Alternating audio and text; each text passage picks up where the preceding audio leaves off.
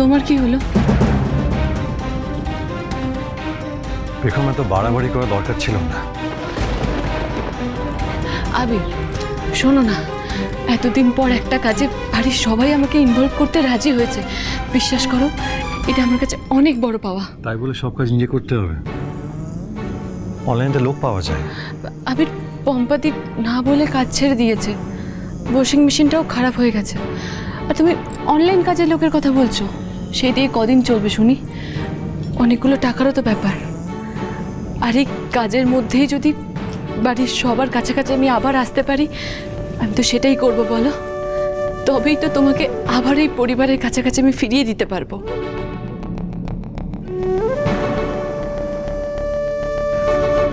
বেগম, ব্যাপারটা তোমার কাছে এখন অবসেশন জায়গায় চলে গেছে। বাড়ির লোকেদের কাছাকাছি যেতে চাইছো সেটা ঠিক আছে, তাতে আমার কোনো আপত্তি নেই। কিন্তু যে পদ্ধতি তুমি চুজ করেছো সেটা ভুল, তাতে আমার আপত্তি আছে। তোমার ডিসিশনকে আমি সম্মতি জানাতে পারছি না। আমি শোনো, বেগম, আমি জানি এই মুহূর্তে তুমি কোনো কথা আমার শুনবে না। যেটা ভেবে রেখেছো, যেটা জেদ ধরে বসে আছো, তুমি সেটাই করবে। তাই একটা কথাই বলবো, যা করবে ভেবে চিন্তে সামনে করবে। আবির অকারণে আমার সঙ্গে ঝগড়া করে চলে গেল।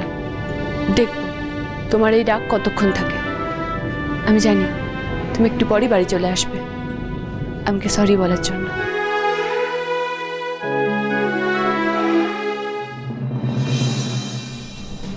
শুধু রায়চক কেন, প্রয়োজন পড়লে বেগমের থেকে তোমাকে আরো অনেক দূরে নিয়ে যেতে হবে আবির। তোমার দিদিভাইয়ের এই প্ল্যানটা আমার খুব পছন্দ হয়েছে। শ্রীদি ইজ রাইট। আমার ফিলিংসটা তোমাকে বোঝানোর জন্য একসঙ্গে টাইম স্পেন্ড করাটা খুব দরকার আবির। আজকে তোমার আর আমার জন্য ক্যান্ডেল লাইট ডিনার অ্যারেঞ্জ করেছি।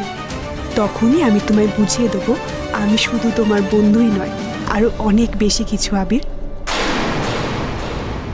আমাকে বকুনি দিয়ে তুমি রায়চক যেতে পারবেই না, আমি জানি। আমি এতদিনে তোমাকে এইটুকু তো চিনেইছি। তুমি এক্ষুনি ঘরে এলে বলে